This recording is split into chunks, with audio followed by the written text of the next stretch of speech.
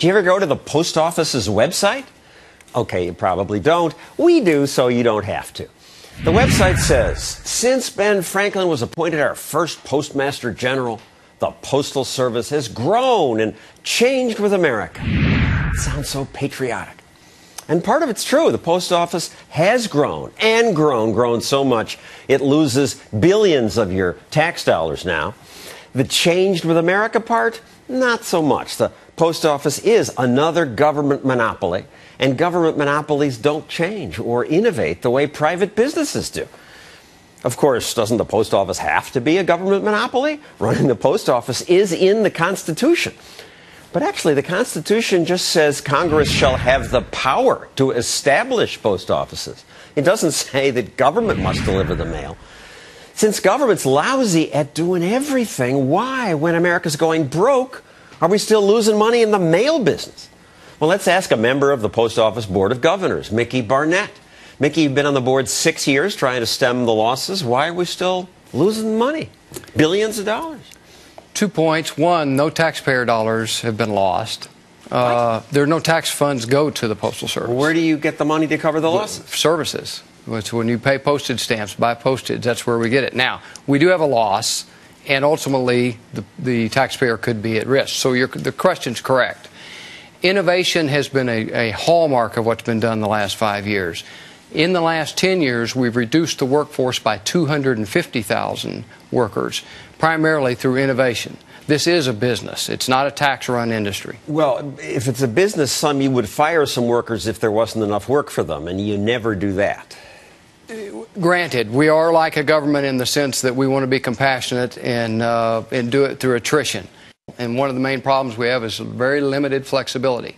Congress has tied our hands. The Board of Governors would and has come up with a plan to profitability where the taxpayers will never be on the hook for a penny and we will remain profitable. By doing things like?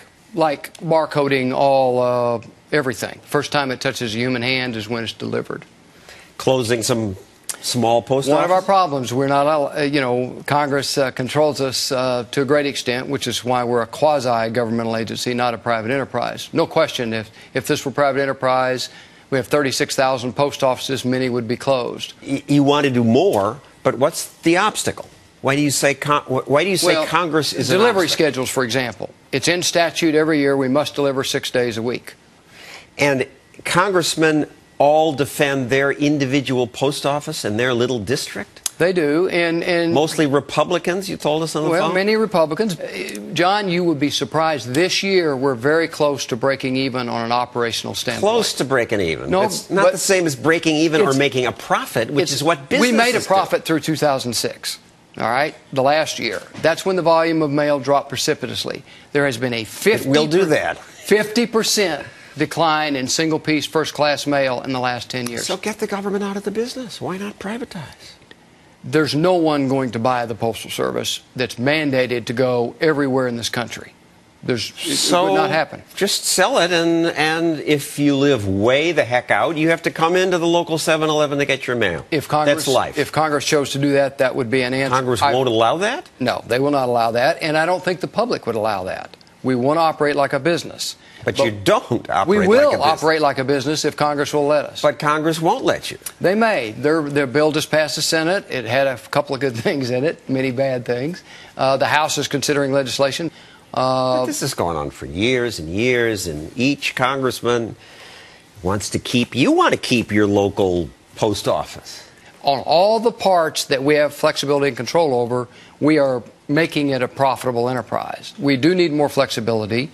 We need more flexibility in everything. We have a new product we want to market. It takes 8 months to get approval through the PRC and other things. What's the PRC? The Public Postal Regulatory Commission.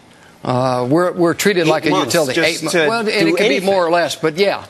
For example, no wonder you can't compete. So sell it off. Sweden. No one will buy it. There's just be no bidders for it. Look, if it fits, in Holland, they're making. Lots of people offered to buy the post office in Holland. It's making money. I'm no expert on Holland, but I believe you'll find the facts are 90% of the post offices were closed, and the public is extremely dissatisfied with the service. Maybe that's what we need. I don't know all the facts in Holland. Maybe we need to close a bunch of post offices and move to 7-Eleven. But that's not my decision. That's Congress's. I don't disagree that things need to be run more like a business. We're trying to do that. Sweden allowed private sector competition. Prices fell. In America, I'm breaking the law if I put something in a mail slot. I can't even compete with you. But you could put in your own mail slot. You could put a mailbox right next to it. Newspapers all over America put in their own. Why do I have to put a separate mailbox? Primarily because of security. If anybody could use it, it loses all aspects of the federal security of a mailbox. Well, this is why I would say we need private sector competition, because when you talk to the government people about cutting back, they always have a reason why we need 2 mail slots in this case. Thank you, Mickey Barnett, for coming in.